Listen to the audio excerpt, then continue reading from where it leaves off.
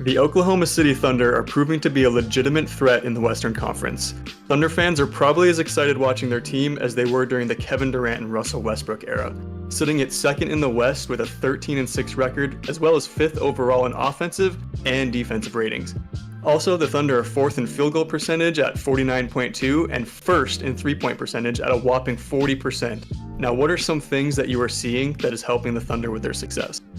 Yeah, in my opinion, I think they just look a whole lot more mature, and that's kind of sounding a little bit weird, I'm sure, given that they have an average team age of 23.5 years old, third youngest in the entire NBA. But even in spite of that, they've matured a lot. They look a lot more comfortable on the court, whether that be Shea, who already looked very good last season, obviously, but even more so their young guys like Jalen Williams. Now they got Chet Holmgren back. Giddey's looked a little more comfortable on the court, and everyone in general has looked a lot more mature out there, a lot more ready. And given that they were around the 500 record, almost made the playoffs last year, they got some valuable team experience from that, and it really helped everyone kind of become more level-headed and better prepared to actually take this leap. And like you mentioned before, they definitely have taken that leap. Currently a top 3 seed in the West, 5th best record in the NBA at the time of this video at 13-6, despite again having an average team age of only 23.5.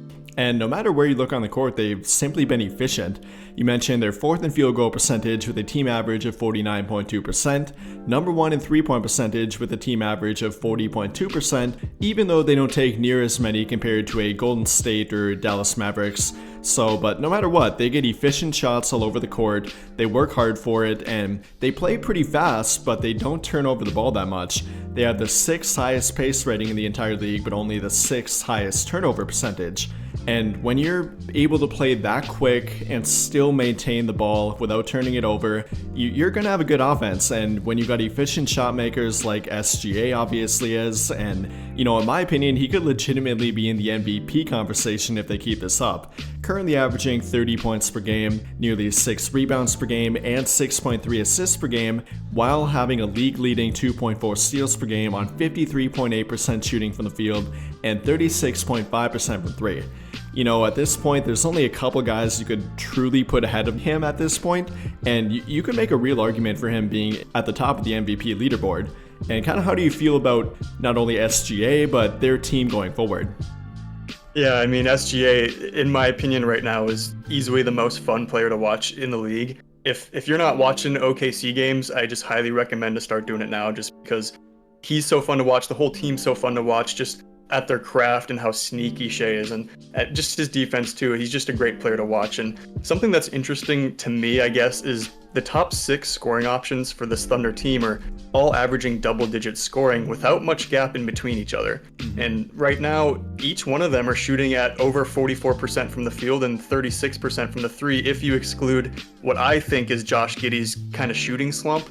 And then after the top 6, you have guys like Carson Wallace and Rick Williams, who are absolutely off the charts in shooting percentages as well, both over 54% from the field and 52% from 3.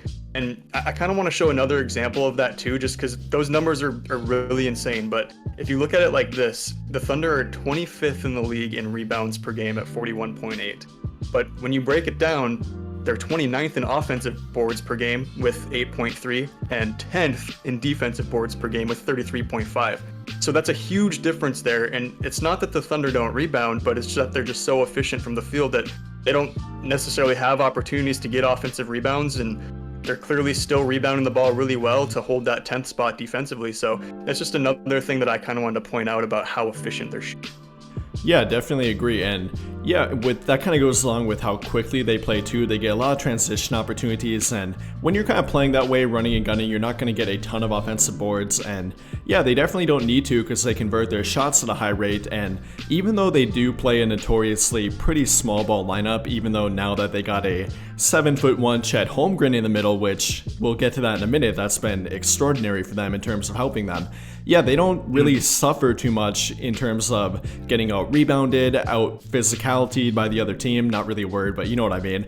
And in general, they're efficient, they're in control. even though they do play fast, and I really like the all-around production they get. You mentioned how they have 6 different guys averaging over 10 points per game, and it's not only that, pretty much all of them and really their entire team are two-way players too. Shea, definitely a two-way player. Jalen Williams, definitely a two-way player. Chet Holmgren, obviously, too. And even Giddy, Dort, the Dortcher Chamber, I know Thunder fans like to refer to him as sometimes. And Cason Wallace, really good point of attack defender that they added. They got Kenrick Williams back from injury. He's a good, really versatile defender, too. He can pretty much defend 1 through 4, even 1 through 5 in a small ball lineup. Yeah, no matter where you look, they got tough two-way players who are efficient on both offense and defense, and that's been a huge part of their success so far. They don't have to solely rely on Shea for offense. They don't have to solely rely on a rim protector for defense, even though, like I referred to before, Chet Holmgren's obviously been helping with that, averaging 2.2 blocks per game, and he's not really getting bodied or pushed around like a lot of people thought he would at only about, 210 to 215 pounds, and that might be a bit generous, but regardless, he's holding his ground pretty well, and yeah, sure, he might get pushed around occasionally by the Joel Embiid, Nikola Jokic's, but that's really not a big deal in the grand scheme of things. He's done a very good job at not only holding his ground, being that last line of defense for them, and switching on defense too, really fitting into their ultra burst style kind of lineup on both ends of the court too. Yeah, and it helps too for Chet. He's extremely, he's got a deep bag, if you will. He's got really good footwork. He's got a good skill set. He can shoot. He can step back. He can do all the things, and that helps him not get pushed around. You always have to let the guys that are guarding you take the next guess at what you're going to do and keep them on their toes. And to me, I don't know about you, but if the season ended right now, Chet is without a doubt the Rookie of the Year. I know that if you look at the actual, on NBA, the race, he is number 1 now. But to me, without a doubt, the insane numbers he puts up when the Thunder, around the top of the league is just so incredible for a rookie. And he is a major reason they are where they are for the defensive and offensive side for sure. And I'm not sure about you, but I think he's just getting started. Not to mention that, yes, I'd say he's probably the number 2 option for this team, him and Jalen Williams, but he barely plays 30 minutes a game. He's right at 30.0 minutes per game, which to me, it kind of seems like the Thunder have Chet's longevity in mind with him only playing that much, and a lot of times they don't have to play him that much, but he's so dang efficient from everywhere on the court, especially the 3, that I think that he's got a really bright future. Yeah, and I've even been a little bit surprised at how efficient Chet Holmgren has been during his rookie year. I mean, the 18 points per game have been great, but that three-point shooting, I don't think anybody really expected him to be a 40% three-point shooter on over 4 attempts per game during his rookie year.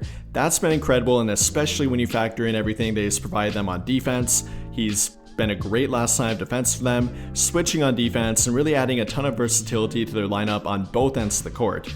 Other than him though, I've been really impressed with the second year leap from Jalen Williams. It might not be a huge one, but he did go from about 15 points per game to now 18 points per game while being that second, third option, having to kind of go in between that, along with, 4 assists per game, 4 rebounds per game, while playing great defense, putting that 7'2" wingspan to work, guarding everything from guards out there at the point of attack to wings, and then even, occasionally having to play that 4 or 5 in their ultra small ball lineups. So that's been huge. He's been another big two-way guy for them. And another guy that hasn't really gotten much, talk or even credit about him has been Isaiah Joe. Immediately after joining their team, he's become an insane offensive threat for them. Movement shooter, and currently, I think, leading the league at 46% at 5.9 attempts per game off the bench and only about 20 minutes per game. Absolutely insane what he's been able to do for them, and really how they've incorporated him into their offense as well. Been very impressive, and I don't think he's gotten enough credit. With all that in mind though, I'm pretty darn confident about Oklahoma City being able to maintain their current pace, maybe around that top 3 seed, and kind of how do you feel about that for going forward for them? Yeah, I think that I would definitely put my expectations for them at probably the 3rd to 5th seed in the West come, late to postseason, especially at the caliber, durability that they've all been playing at. The primary players of this team have missed hardly any games so far. They've played at an extremely efficient level like we talked about, and even showed some really crazy grit and discipline for a really young group of guys. So looking distantly, of course, my ceiling for sure for them would be probably a conference contender. And overall, I think that what the OKC Thunder are doing is really good, sort of surprising, and I'm excited for the rest of the season for them. Agreed. And, I'm not sure about their playoff outlook quite yet. I want to evaluate their team for a little bit longer, but purely in terms of their seeding, if they stay healthy, which, they're really young and I imagine they will, I don't really know how you couldn't put them at least a top 4 seed, which would give them a home court advantage during round 1 of the playoffs. They're so good during the regular season. They play so quick. They simply outrun teams at times too. And if they're matching up against a team like they did with the Lakers last week, who were shorthanded, they run you off the court. In that game, the Lakers, they built about a 12-14 point lead during the first quarter, and then Oklahoma City just kept putting the pressure on them. Eventually they had a 12-point lead at halftime, and that's what they do to a lot of teams. You can't ease up on them. They'll eventually get back in the game, and they really are becoming a complete team, even though they're only 23.5 years old on average, and that's made me really confident about them. I love how they're a two-way team, have a ton of two-way players, and I'm really high on their outlook going forward.